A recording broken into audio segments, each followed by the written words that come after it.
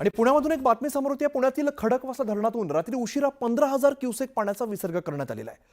खडकवासला धरण साखळी क्षेत्रामध्ये पावसाची संततधार सुरू आहे आणि काल रात्री उशिरा मुळामुठा नदीपात्रात पाण्याचा विसर्ग करण्यात आलेला आहे। 15,000 क्युसेक पाण्याचा विसर्ग करण्यात आल्यामुळे नदीपात्राच्या रस्त्यावरती मोठ्या प्रमाणात पाणी साचलंय आणि मुळामुठा नदीपात्राच्या रस्त्यावर पाणी आलेलं असून नदीपात्रातील रस्ता वाहतुकीसाठी बंद करण्यात आलेला आहे। भिडे पूल परिसरात रस्त्यावरती पाणी आल्यामुळे वाहतूक बंद करण्यात आली।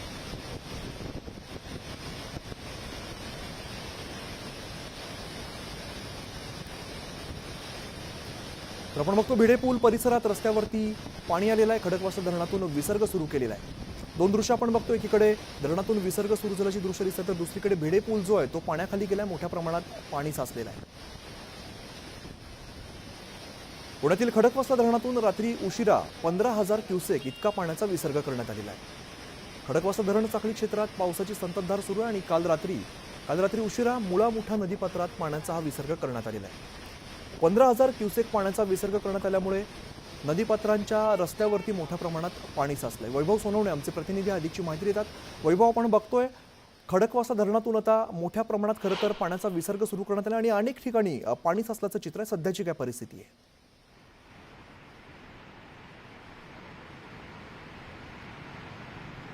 काल रात्री खडकवासला धरणातून जवळपास 15,000 क्युसेकचा विसर्ग जो आहे तो सुरू करण्यात आला। दिवसभर काल जवळपास 20 तास घाटमाथ्यावरती आणि शहरामध्ये सुद्धा अत्यंत मुसळधार पाऊस जो आहे तो पडलेला होता आणि त्याचा परिणाम म्हणून काल दुपारच्या सत्रामध्ये 2,000 क्युसेकनं विसर्गाला सुरुवात करण्यात आली। यंदाच्या मोसमातला हा पहिला विसर्ग आहे। रात्री 9:30 वाजेपर्यंत हा विसर्ग वाढवत नेऊन साधारणपणे 15,000 क्युसेकवर नेण्यात आलेला होता। त्याची दृश्य आपण पाहतोय, अत्यंत नयनरम्य आणि मनोहारी हे दृश्य दिसतं। सगळ्यांनाच ते आकर्षित सुद्धा करतं। मात्र त्याच्याबरोबर येते ती अत्यंत महत्त्वाची जबाबदारी।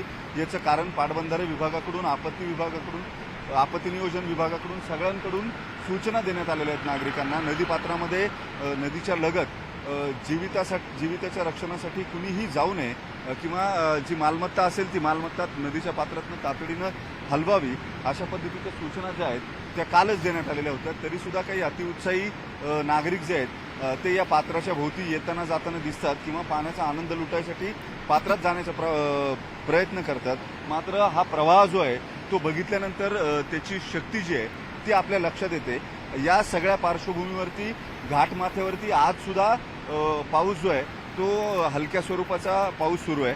शहरामध्ये मात्र सकाळपासून ऊन पडलेलं आहे। पाऊस जो आहे तो पूर्णतः बंद आहे आणि त्या सगळ्या पार्श्वभूमीवरती आता विसर्ग जो आहे तो कायम ठेवण्यात येतो का हे पाहणं महत्त्वाचं ठरणार आहे। गेल्या कित्येक वर्षात इतक्या लवकर खडकवासला धरणातून विसर्ग जो आहे तो इतक्या मोठ्या प्रमाणावर करण्यात आलेला नव्हता। खडकवासल्याच्या धरण साखळीमध्ये जी चारही धरणं आहेत, खडकवासला, वरसगाव, टेमघर आणि पानशेत, या चारही धरणांची मिळून जवळपास 27 टीएमसी पाणी साठवण्याची क्षमता आहे।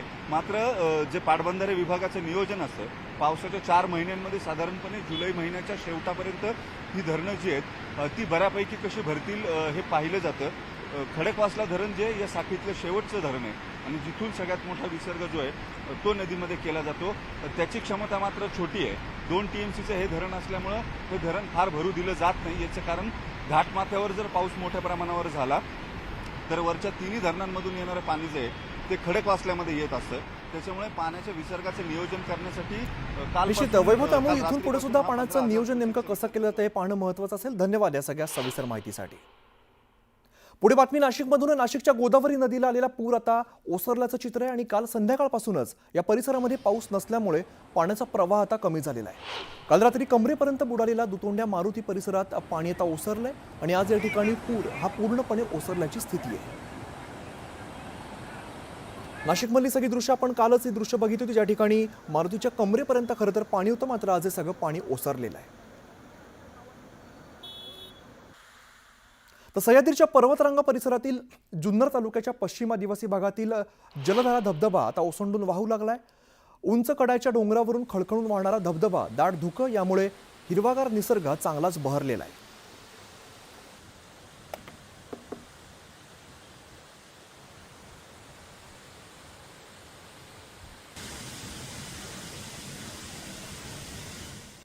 मनसेचे प्रमुख राज ठाकरे हे राज्याच्या राजकारणात आता चर्चेचा विषय बनलेत। राज ठाकरे आवडे सर्वांना असं चित्र राज्याच्या राजकारणात दिसू लागलंय. दोन्ही ठाकरेंच्या मनोमिलनाची चर्चा रंगतानाच भाजप आणि शिवसेनेनं देखील मनसेसाठी दरवाजे खुले असल्याचे संकेत दिलेत. विधानसभा आणि लोकसभेत जरी मनसेचा प्रभाव नसला तरी स्थानिक स्वराज्य संस्थांसाठी राज किती फायद्याचे ठरू शकतात याचा आढावा घेणारा हा रिपोर्ट पाहूयात.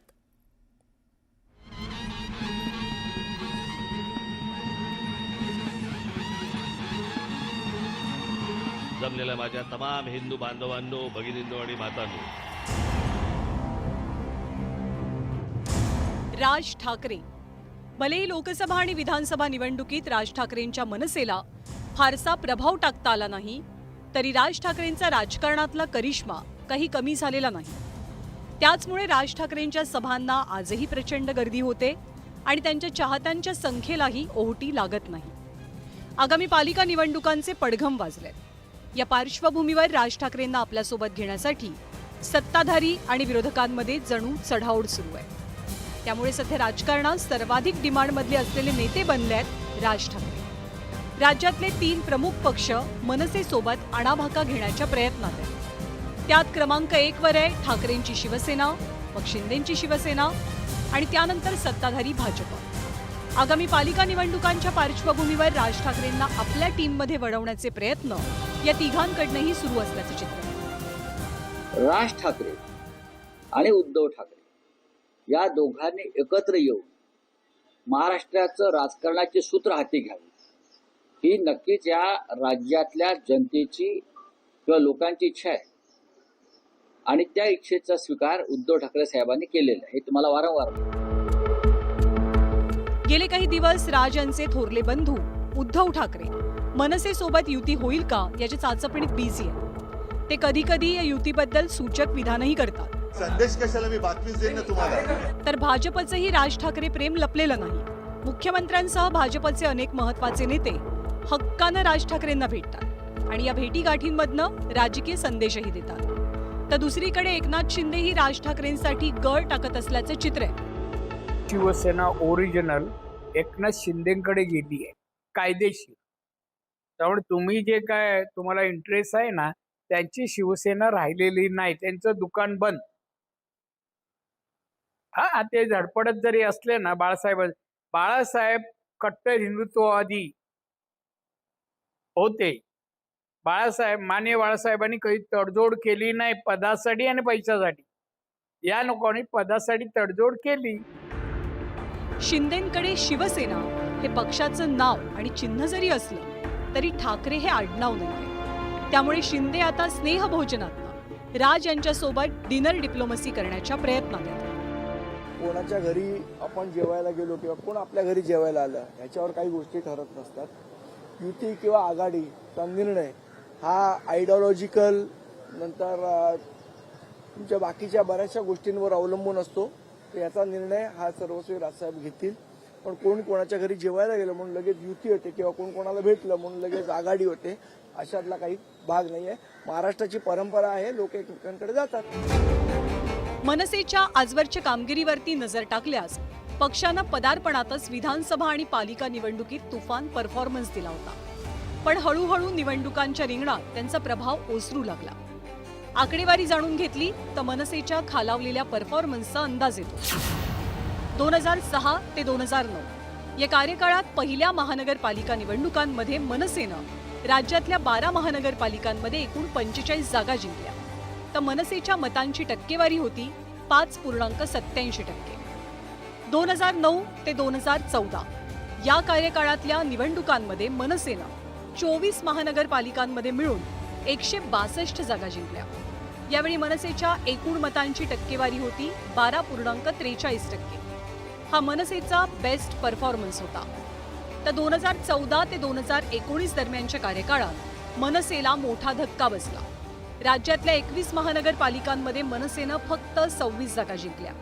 तर मतांची टक्केवारीही 3.56% घसरली.